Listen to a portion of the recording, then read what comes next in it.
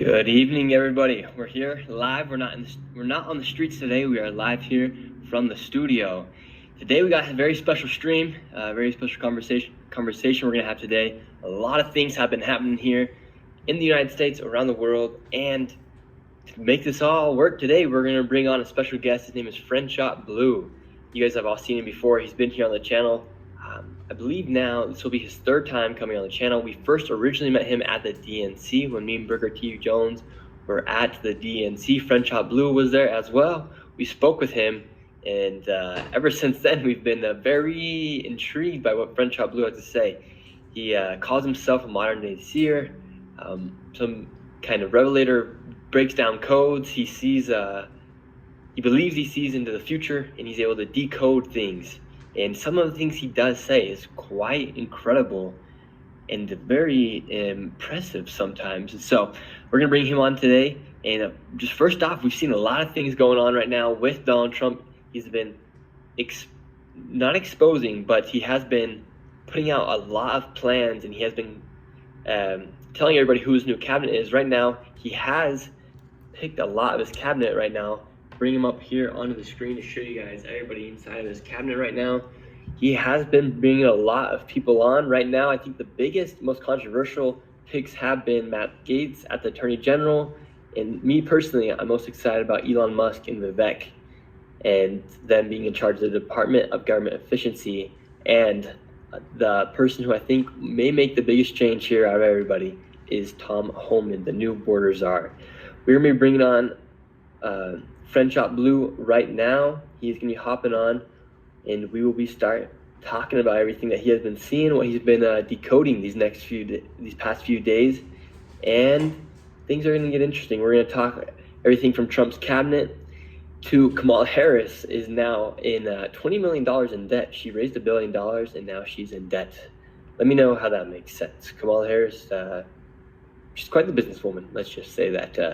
If you want to go into debt with your business, you should hire Kamala Harris. She'd help you out with that one. And we're bringing Friendshot on right now, and we're also going to be talking about what we have seen recently. I just listened to a podcast today, and there was a lot of stuff about Diddy. We're going to be showing some stuff today that I thought was pretty revealing. And right now, we're going to be bringing on the man of the hour right now, Friendshot Blue. Here we go. Yes, sir. Can you hear me? Can you hear me, Friendshot? Yeah, I can hear you. Can you hear me? Perfect. Yeah, I can hear you. Oh, beautiful. Thank God. We make it work. Friendshot, we had the election. Donald Trump won. I know, right? And Friendshot, last time you were on here, we were speaking with you. You were saying a lot of things. Some of the things you were saying, you're calling Obama the Antichrist. You talked about how Kamala Harris, we had at the DNC, that these conventions were just essentially group gatherings so people could agree to move forward with their next plans. And then you also said that Donald Trump would be killed as well. Is that correct? Yeah, it's unfortunate, but yeah, it's going to be carried out for a world sacrifice, yes. So you said that Donald Trump was going to, we know he had 2 assassination attempts on him. Right. And now he made it, and he was elected. He won all 7 swing states. The people chose him as the person to become the next president of the United States. Do you still believe that we'll see something with Donald Trump? Do you think we'll see him get to Inauguration Day? Let me own up to something first. Appreciate you having me on. Praise God for whom all blessings flow. When we met at the DNC, I did believe that Kamala, and I did say that she was going to win. Now, I didn't consider after Donald Trump won that which did have some time and space. So it's a possibility that some things could change. One of the things that I will mention is that we could lose Biden and she would be temporary, and that he would not want to let that thing go. Now, here's the thing. Kamala, like I said when I first met you, it means lotus flower. Out of the lotus flower comes the sun god Ra. That's a historical fact. It just so happened to be a coincidence, whatever. Her name is Kamala. Anybody can look at it from Egyptian and other religions. Kamala means lotus flower. Now, being that we have that established, she could not win for two reasons that I could see. Once I met you back at the DNC, she couldn't overcome the economy, number one. And number two, she couldn't deal with the migrant crisis. That was her two biggest mistakes. That when she did not go out to the border until probably 2 weeks before the election, she blew it. And that made it possible for people to say, you know what? She's not even owning up to this thing.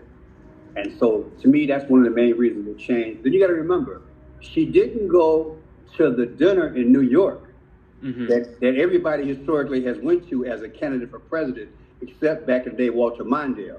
And when Walter Mondale did not go, guess what? He lost the presidency just like she did, and it was a landslide. So history repeated itself. So now going forward, go ahead. Like you were saying, these points you're bringing up, I think are important to bring up because Kamala, she technically, I was always hoping she was never going to win, but there was points when I thought it was like almost inevitable that she was going to win because I'd go to these swing states and everybody was saying Kamala Harris, especially when we did the first 7 swing state tour here on the channel. Everybody was saying Kamala Harris, and then she had so much hype at the DNC, and that's where we met you, that it almost seemed like, how is she not going to win this election? But then she started making those mistakes, like you said, like she didn't go to the Al Smith dinner. Right? And I think people started to see through that. She never mentioned the border. She came about with these policies, all these pro-abortion policies, but she never stated when she was going to put a limit on abortion. She never really showed any of her policies, and she never let people actually understand who she was and who she is this election cycle. So she almost, I would say, self-sabotage. And one more. Here's a biggie. One of the biggest lobbies and biggest purses in America, Congress, is the Israeli lobby. Not trying to be negative. I'm saying America runs on foreign and connections. When she ignored Benjamin Netanyahu and went to see her sorority sisters and he met with them, I think it was like 3 out of 5 days, whatever it was, Netanyahu came to town. That was the first time that Netanyahu had come to Washington, D.C. Neither Joe Biden or Kamala met him at the airport. If you notice, every time we as a dignitary go to the Israeli airport, we meet them. That's a no-no. You're in the middle of a war and you don't meet Netanyahu. So the first thing he did was go to Congress. Joe had a so-called excuse. He had COVID, they say. But then Netanyahu finally met with Biden. Then he met with Kamala, and all over the news it was like it was sour beans. She blew that. That's a big look. Even if you don't agree, you got to admit our 2 allies in the world are both Britain and who else? Israel. She blew it. She's an amateur. Yeah, I don't know what she was thinking. Why she didn't meet with him that day. And French, have you looked into the new cabinet that Donald Trump has brought in so far? Yeah, I've been writing videos about it, like the Elon Musk and Getz and people like that. And you can go down the road. The guy from Homeland Security. Look, he's knocking it out of the park, right? And it's not that what everybody wants, but you know what? When you get this thing every 4 to 8 years, you got to kind of hold and wait and see why he's doing what he's doing. So the complexion is interesting, especially with Elon Musk. Yeah, and so are there any of these picks right here that you're skeptical about, or what did you initially think when you saw that Matt Gaetz? He's been pretty controversial so far. He's been the one that most people have been freaking out about so far. Matt Gaetz' history is that he's really pro-Trump and what Trump likes to do, from my research. However, he did put a bad stand in Republicans' mouth when he went up against the Speaker of the House. Remember back in the day. But, Trump, we've got to wait and see exactly why Trump chose him. But see, this guy is a fighter. He's got some history on him, though, in terms of, you probably heard about it, the SEX thing back in the day, that issue that was dropped. But this guy is a fighter, and I think I'm just assuming that's what won Trump over, his grit. I ran a speech last night that he had where he just says, look, If we can't get America back, all these different agencies that are investigating us and stuff like that, if we can't get them under control, we got to eliminate them. And remember, that's what Trump wanted to do from when he ran 8 years ago, drain the swamp. So they're in concert. Yeah, and initially the whole idea from what we're seeing so far is to drain the swamp as much as they can and get rid of all this extra spending. That's why you see Elon Musk and Vivek Ramaswamy over the new Department of Government Efficiency. I think a lot of people are excited about that. And Tom Oman, I think, is going to be the one that makes a major difference in this group. And I want to share a video with everybody here from Tom Oman so people can see who this guy is if they haven't seen it. It was when he went on 60 Minutes and they asked him about mass deportation.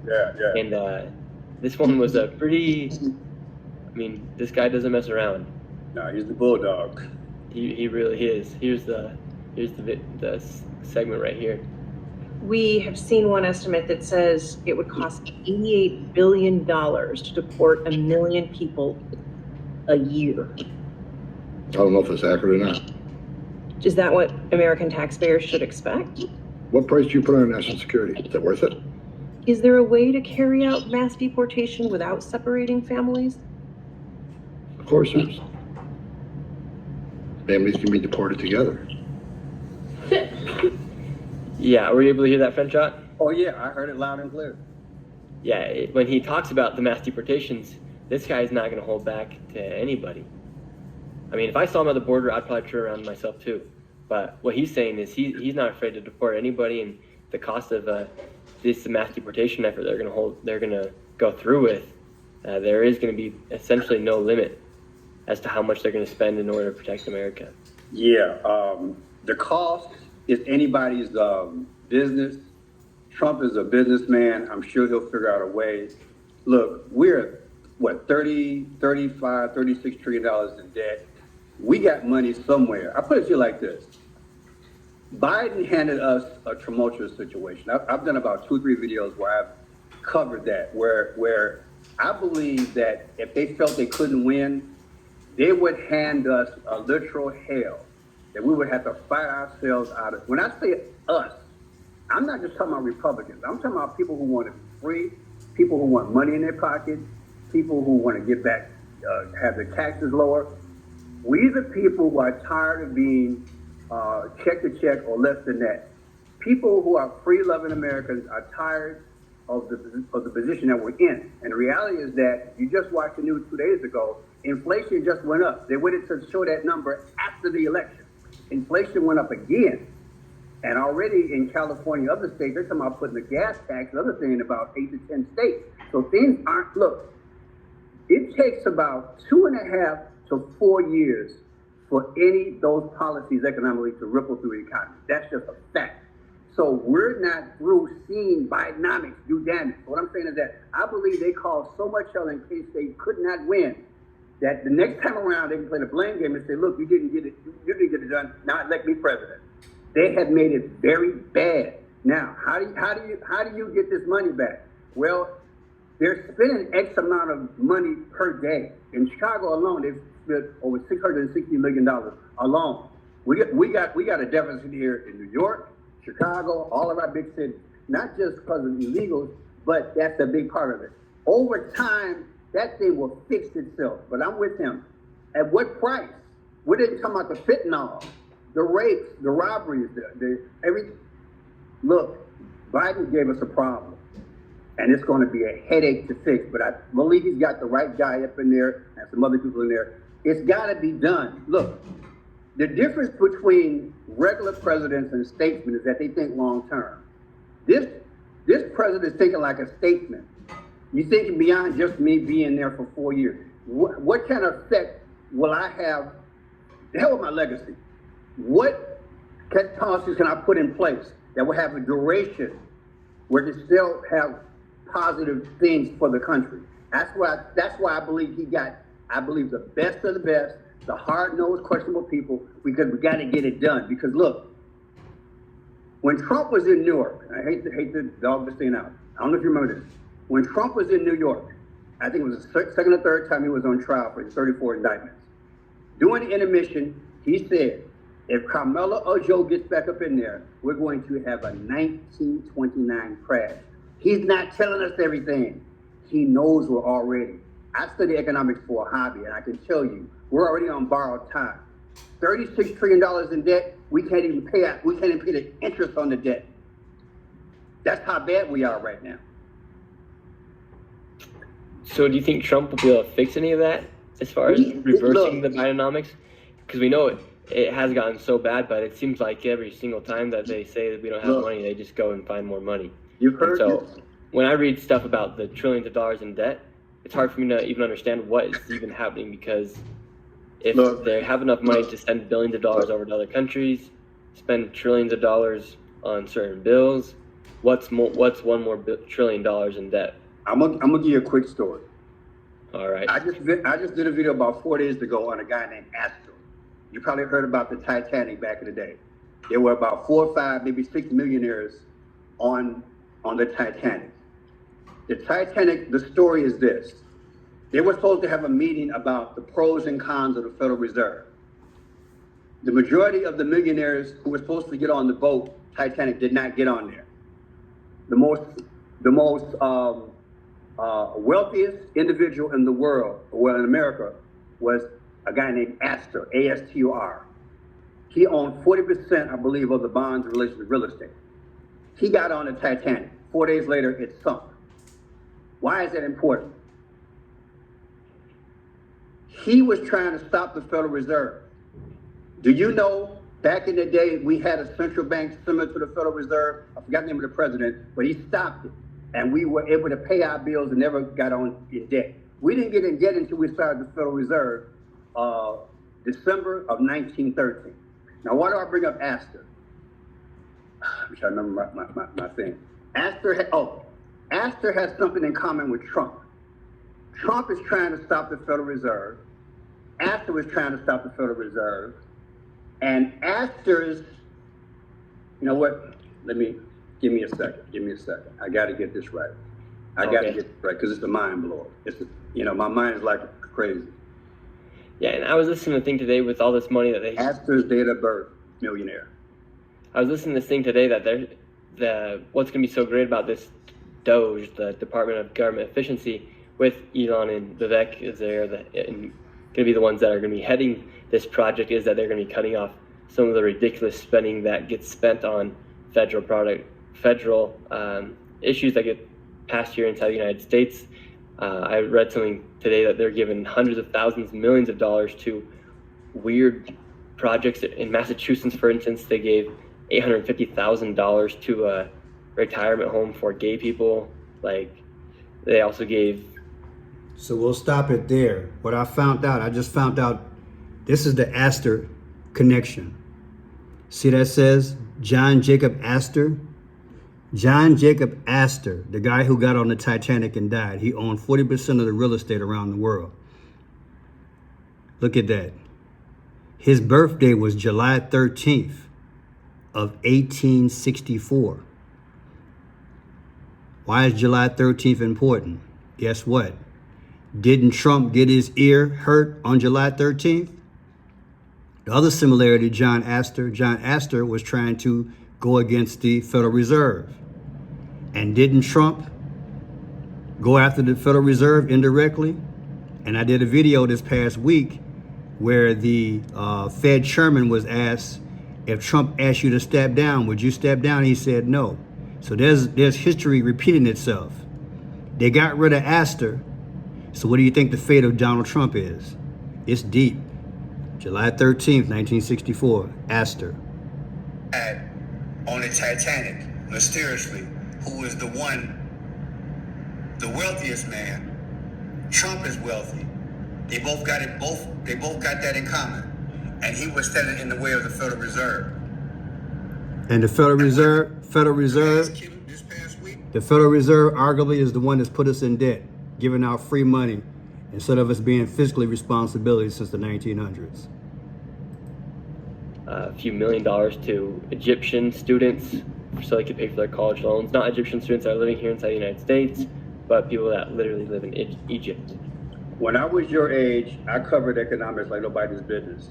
And I don't know if you remember, you were probably in Kimmy's at the time, not to insult you. Back in the day when we had 9/11, there was a lot of audits done on the Pentagon, the Federal Reserve, and stuff like that. And they lost. They couldn't find people were charging the Pentagon and the Army like $30 for a screw, and $150 for like a bolt. There's so much waste in government contracts, it's ridiculous. So I'm not sure if he can get it to 20%. What I want to happen is that all the fat that's there, get rid of it. All the overlapping jobs, get rid of them. But I'm saying be smart about it. I don't want anybody unemployed. But you don't need some of these agencies. You don't need, look, we're going into a dystopian world. I don't need a camera every 6 blocks. I don't need all this. Look, all the technology they have sold. See, we become a service economy. You can't survive on a service economy. You need to make things. So I believe what Trump is going to do, he's going to do it on 2 fronts.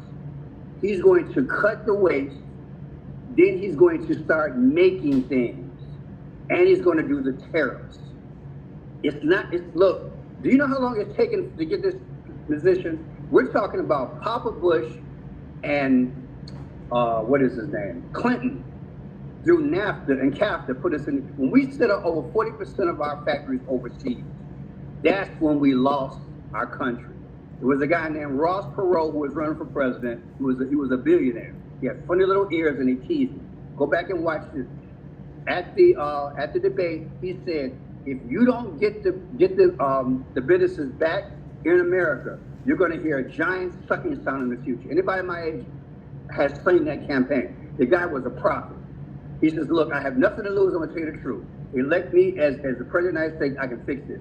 He was the modern day Trump back in the day when he ran for office. Mm-hmm. Interesting. Yeah, Ross Perot. Google him. Ross Perot. Okay, I'll write him down. Yeah.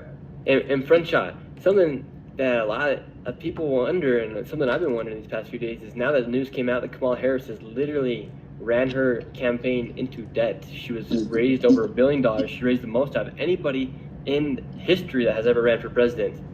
And she was paying people, she was paying Beyonce. She paid Beyonce $10 million for a public endorsement at one of her rallies. Megan Thee Stallion, she paid her $5 million just to go out and twerk on stage. And then she gave Oprah another $1 million. And on her final rally in Philadelphia, she spent just $20 million on production and to get everything set up. And now it comes out that she's $20 million in debt after raising $1 billion. I wish I could remember this Astor. There's a connection between, but I have a video on Astor and Trump. I'm going to say something, but I don't want to insult you. Oh, go ahead. Go ahead. No. The media is full of hype.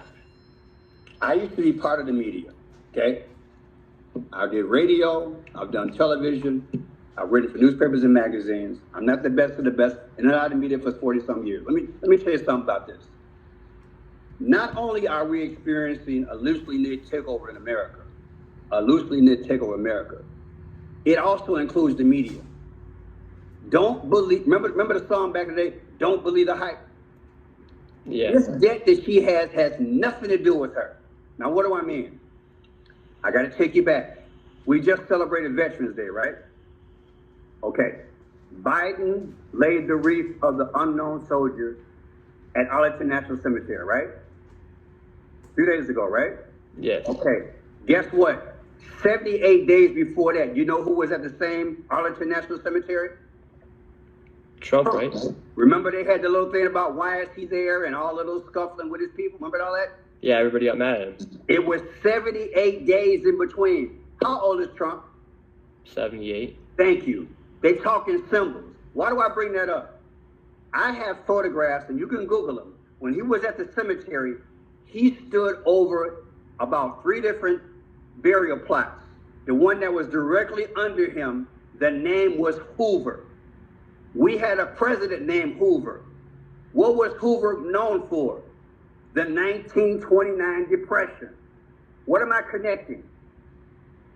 Look, both parties tell on each other. They don't tell you directly what they're going to do. They have the other party do it.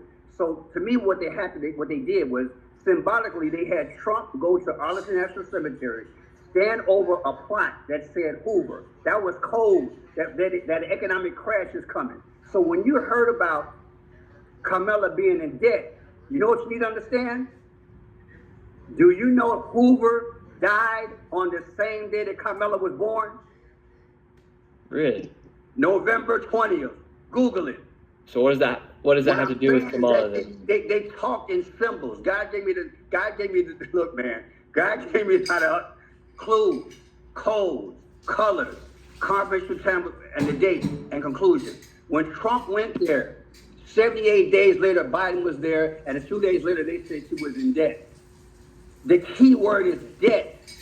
If they're saying that she's got debt, if he's standing over a plot of Hoover who was in the Depression, what is that telling you? They're telling you that something is coming. She don't have no debt. They're trying to tell you what's about to come. And she's got the same birthday that Hoover. Pull up Hoover. I think it was 1925 was born, whatever it is. Pull his birthday up. Charles. Herbert Hoover, I think his name. Hoover. The same day, I'll put in who's the president during the Depression. His name will come up. I appreciate you. Your skills are much better than mine. Yeah, I got you. No problem. I'm patient with it. Kamala's birthday?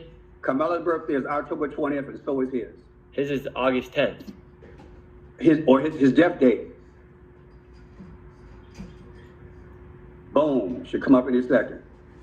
Boom. Crenshaw. I thought we had you for a sec, Crenshaw. I thought we had you. Crazy. Look. Look. She's not in debt. What they're telling you is that there's a depression coming.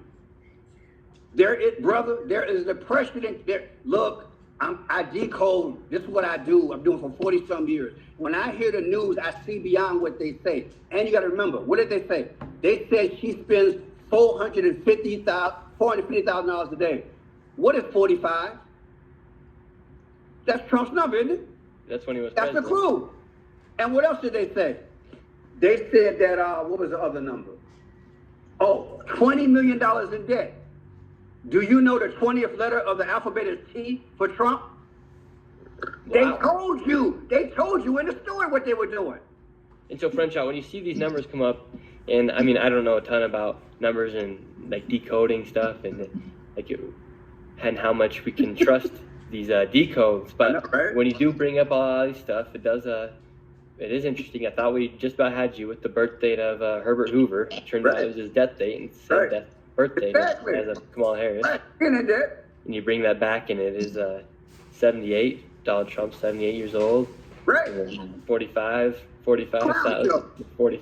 Trump. So that is very interesting. But when you get these numbers and say nothing happens, for instance, like when you predicted that Trump would die before he could get elected, in the same way, well, we still don't know if Joe Biden's going to make it all the way through his presidency. What I said, when he is going to die, I didn't give you a date. I already predicted he was going to get shot, and he did. That was on 7/13. And I have at least 20 videos with 7/13 in there, and I've got a lot of them with me right now. Whenever you want to start, but I'll let you guide me. But what I'm saying is that we still have time to see if she's going to be president. And you got to remember, it was Gerald Ford who said that a president would die and then she'd become president. So you believe it's possible that we'll see Joe Biden die before inauguration, January 20th, and then that will put Kamala Harris as president. What will will that affect Trump being elected or being put in office? Between her, Nancy Pelosi, and Schumer, you ain't seen nothing yet, baby. Look, we are either in the tribulation or on the cusp of it. What I'm saying is that they have set conditions. They have set an atmosphere. We're back in the garden. Look, I have a new appreciation of Adam and Eve because I thought it was just a simple conversation, right? Yeah. You want this, don't choose God, I got a thing better for you. No. in order to take over a country, you have to puzzle it. You have to weaken it. You have to destroy all its pillars: banking, religion, politics, economics. The country's being destroyed so they can waltz right in and take it over. And so what they have us looking at Republican versus Democrat and thinking that they're polar opposites, but they're not. That's why I say they're telling each other. There is no debt. We really have no problems. Look, debt is something that is workable in relation to their objectives. They thrive on debt. That's what, look, this is why they created the Federal Reserve. So they have access to money to wield their will on anything. See, without currency, you have no will. You understand? I'm just not going to do something for free. You got to give me a carrot. So the Federal Reserve was created to create digits on a screen and do whatever you want to do, bribe, steal, whatever, kill, whatever, through money. Yeah, and you bring up an interesting point because, me personally, I make my money on the internet. So I have not seen a physical dollar. That's it. in yeah. literally months. Like, Right. everything for me is digital. If I did not bring my Apple Pay with me to go to the gas station, I would not be able to get gas because I have no cash at all. You know why? We're en route to 666. See how graduate is? When me and your mom were your age, it was basically 90-10. The kids in China, the last generation, they've never touched a dollar bill. So they're already ahead of that.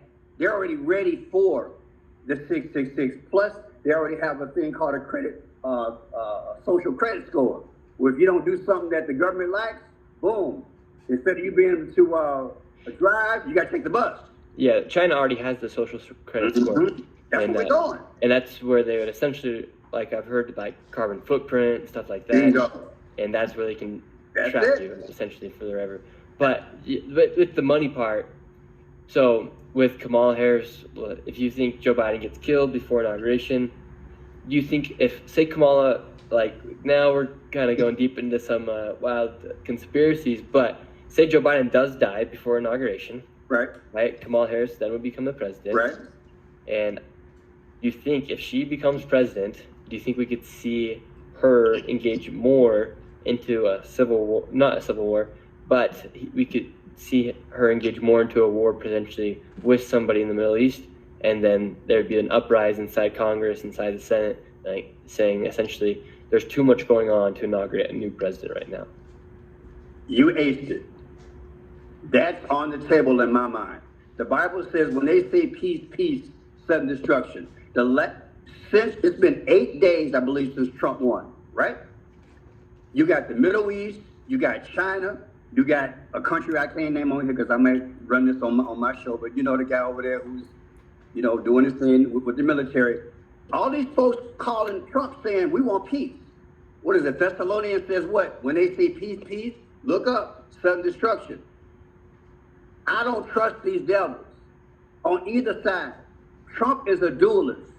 His job is to act as a king at the end time. We're going to get something through him, and they're going to get a lot through him. The bottom line is that he's going to give his power over to the beast system. I believe the Kamalas of the world, they've already given theirs. I don't have no wiggle room for the Democrats. That's the way I believe. So to answer your question, if Kamala gets up in there, which I believe she will, and I believe it's going to be all fake. I don't believe Biden's going to die. They're going to have him take one for the team, and he's going to go. That way she gets in there. You got to remember, Kamala means lotus flower. We got to see that snake at some point. He's got to appear. He's got to appear. I didn't make it up. They told us.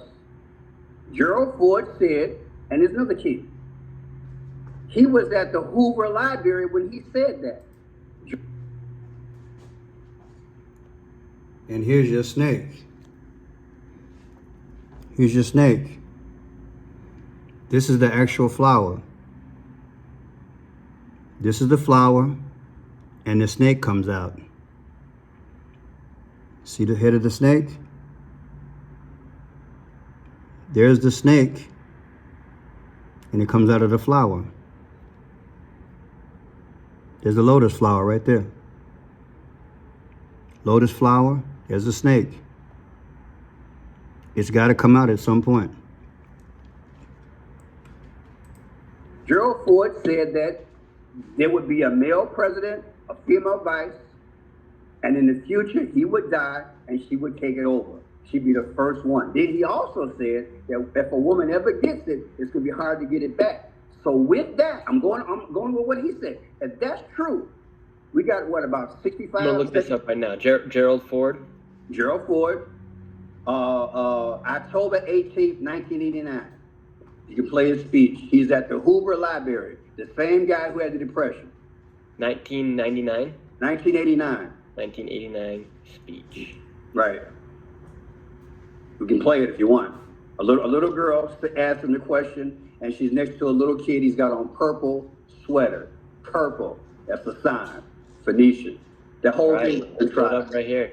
Yeah. It's two and a half minutes long. Let's see what we can hear from right here. Yeah, it's right there. Let's see if Frenshot's cooking up something, or I mean, let's see what happens. All right, let's see, where is it at? So, all right, Frenshot, let's Here see it what is. we got. The Hoover Library.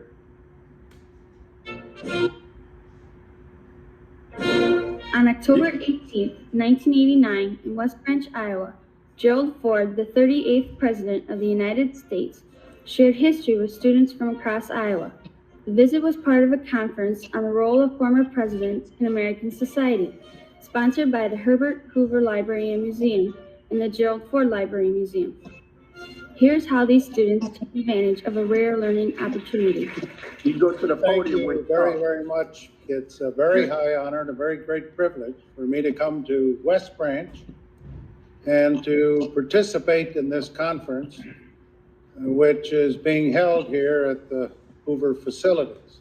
Mr. Ford, what advice would you give a young lady wanting to become President of the United States? All right, here it is. Well, I hope we do have a young lady at some point become President of the United States. I can tell you how I think it will happen, because it won't happen in the normal course of events. Either the Republican or Democrat political party will nominate a man for president and a woman for vice president. And the woman and man will win. So you'll end up with a president, a male, and a vice president, a female. And in that term of office of the president will die. boom, that's it. And the woman will become president under the law or constitution. And once that barrier is broken, from then on, men better be careful, because they'll have a hard time ever even getting a nomination in the future. But that's the way it's going to happen, and I think it'll probably come sometime in the next 4 or 8 years. Wow, Frenshot. And I've done the numbers on that. That whole thing was manufactured. The little boy next to her had on a purple sweater. They talk in colors. He had on purple. The whole thing was crafted by design. That little boy right there? Yeah, right there. He got the purple on. What's purple mean? Purple is Phoenician. Remember the Phoenicians back in the day? They used to rule the world. The ones who went out into the water and they looked for clams and seashells. Inside the seashell was a purple dye. Only the royalty had that. Those are the kings and queens of the day. Guess what? I did a video yesterday where when Trump beat Clinton, she wore purple, and Bubba wore purple. That is her husband. When Biden had his inauguration 4 years ago, all the female dignitaries wore purple. Purple is their color, just like Purple Rain. It's not the R-A-I-N, it's the R-E-I-G-N. Prince, I believe, allegedly, he knew what he was talking about. One of the verses in the song Purple Rain is what? You say you want a leader, but you can't seem to make up your mind. I think you better close it and let me guide you to the purple rain. If I had a microphone, I'm like, what do you mean close my eyes and let you guide me where? Nobody asked me what the purple rain was. They thought it was the R-A-I-N. No, it's the R-E-I-G-N. The reign of the Antichrist is coming. See the purple right there? Oh, they're all in purple at today's inauguration. They represent. And you can go and you can go to Clinton in 2016 when she did her concession speech. The same thing. She got on purple. They talk in color. They talking. See that shit? She is. Yeah, There she is, she's Crenshaw. purple. Crenshaw, you could be freaking crazy, or you could be really on Baby, something. I'm on my stuff, man. 40-something years. Oh, I do it in my Crenshaw. sleep. This I is- work for the Lord, man. I work for the Lord. I'm back. I ran from my gift, but I'm back in the last days. Tell the people about how you ran from your gift that you talked about. Brother, when my first job, I was a paper boy, right? And back in the day, you had to take the papers, either put them on your back with a bag, a cloth bag, or you had a grocery cart on Sunday that was so big. I delivered the Sun Times to the Tribune. So I was bored. I used to read license plates. I would memorize every car on every block, the model and the year, and I would challenge myself to memorize every license plate. And all of a sudden, numbers would stick with me. Then all of a sudden, I got to watching the news, and I would hear them say things. I'm like, that don't make sense. Then I would watch Channel 5. I'm like, yeah, that makes sense. Then I would watch Channel 32, and I would just start keeping notes. And I started realizing that the world was coded, that they were talking in numbers. And when I told people, they thought I was crazy. So I stopped. But because I stuttered, I really couldn't get it out. I was born with a handicap. Can't tell now because I run my mouth. But anyway, my grandmother and my dad was bad. My dad could barely talk. I used to stutter. So I stayed in the library. They used to get picked on.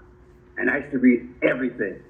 God, I believe, had me have this handicap so I could stay in the library, and all I did was read. And then I fell in love with poetry. So I started writing poetry, writing music, and the numbers started. And I started reading stuff about international politics. And I've been on the road ever since. And then I started seeing the world a different way. And then one day I figured out it was a world system being developed before us all the way since the 1930s. And I told people, I started connecting them, like the Depression wasn't real, it was caused. How? Look at the numbers. The numbers show it. I said, this is going to be another in the future. And I would cry and tell people I saw a recession coming. I saw the housing crisis coming. I saw the banking crisis coming. I knew that Trump was going to get shot. And look, I can tell because look, they speak. I believe the reason why God destroyed the Tower of Babel because they became one. What do I mean by one?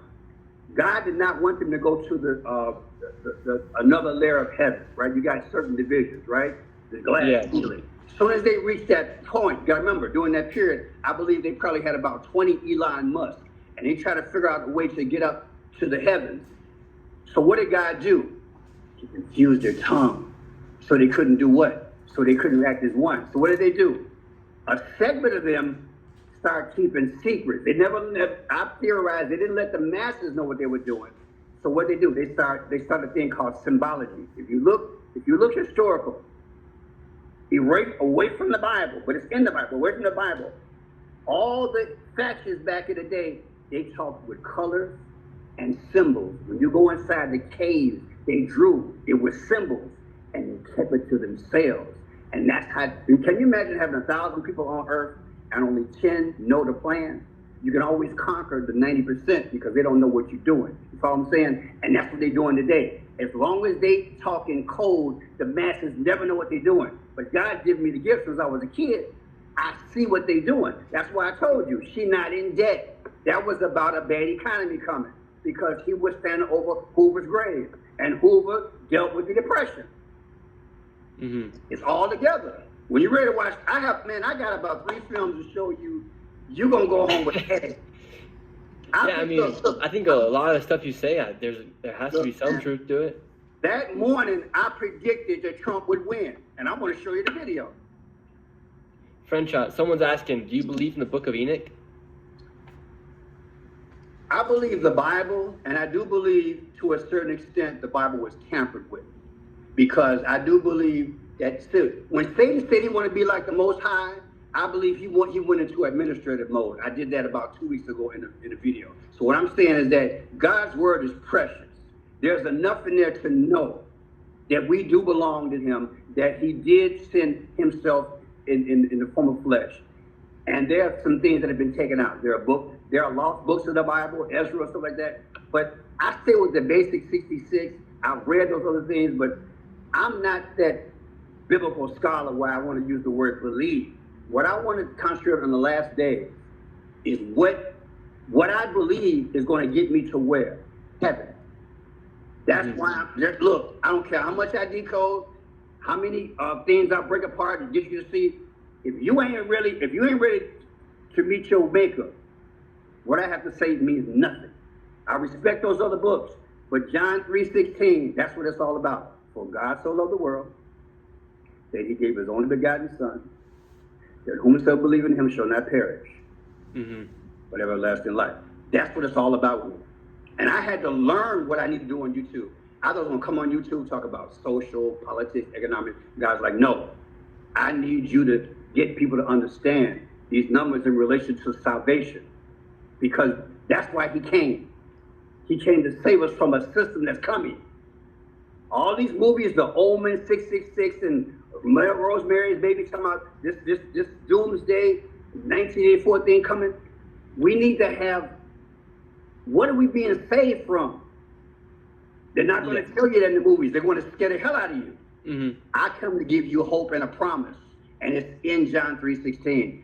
That's why I'm telling you, in the videos, if you watch my videos, right now what's going on is 713 versus 316. What do I mean by 713? They did a fake shooting of a former president of the United States. And then they had him go to a steakhouse. When he came out of the steakhouse, the limousine was lined up. And on the window, when he got in there, there was a face of Jesus on the window and a cross. I got videos on that. I don't make this stuff up. Look, I did a video this morning about the gift. Netanyahu, one of his running representatives of Israel, said what? We're going to give Trump a gift in relation to the Middle East and stop this war. What is the gift? We 6 weeks from Christmas. The gift is Jesus. They're trying to make Trump the gift. That's why you got every international politician saying we want peace, peace. What do we do in Christmas time? We say peace on earth and what? Joy to all men. Isn't it funny how now this man is not even in the White House and they're talking peace, peace? Because they're trying to cloak him as the savior.